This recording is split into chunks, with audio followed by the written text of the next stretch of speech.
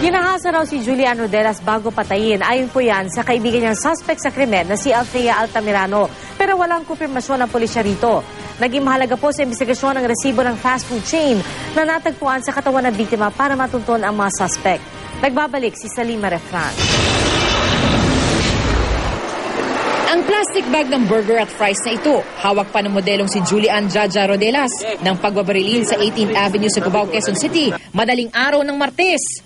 Ang resibong na-recover sa crime scene, nagsilbing susi sa pagtunton ng pulisya sa mga suspect. Initially, clueless tayo except for the receipt which was recovered from the body of Julian. Yung CCTV footage na we requested from that food chain, nag-match do sa time of the incident. Sa CCTV ng isang fast food chain, nakita kung sino ang bumili ng pagkain alas 2:30 na madaling araw ng Martes. Siya palang suspect na si J.R. Kiambao, nobyo ni Althea Altamirano. Ilang saksi naman ang nakakita sa control number na 505 sa plaka ng itim na SUV kung saan nakitang tinulak palabas ang biktima bago pinagbabaril. Tugma ito sa plaka ng itim na Monterong minamaneho ni Kiambao na nakarehistro umano sa nanay niya. Si Althea, itinuring na suspect na hindi magbigay ng pahayag sa pulisya. At hindi rin agad sinabihan ng pamilya ni Jaja na nadukot ang modelo.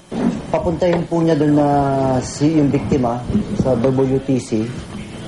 At later on, ang siyasabi niyang kumidnap, hindi niya kakilala.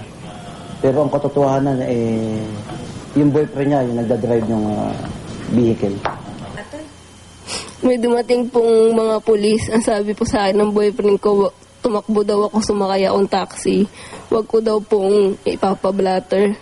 Si Jmar Waraji at Jelan Pasiwila ng mga tinuro ni Kiambao sa follow-up operations ng pulisya. Na-recover sa kanilang dalawang handgun. Aalamin kung tugma ito sa mga basyon ng kalibre 40 at 45 sa crime scene.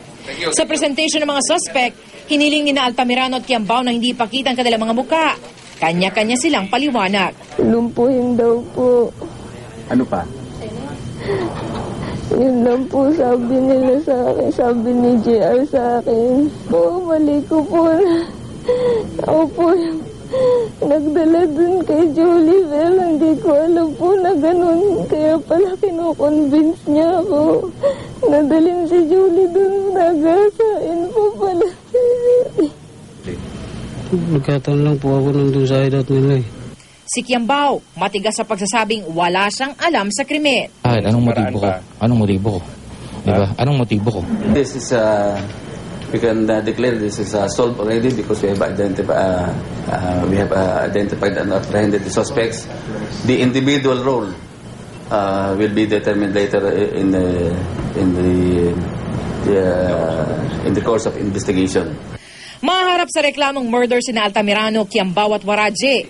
Illegal possession of firearms naman ang ihahain kay Pasiwilan. Salima Refran, Nagkatutok, 24 Oras.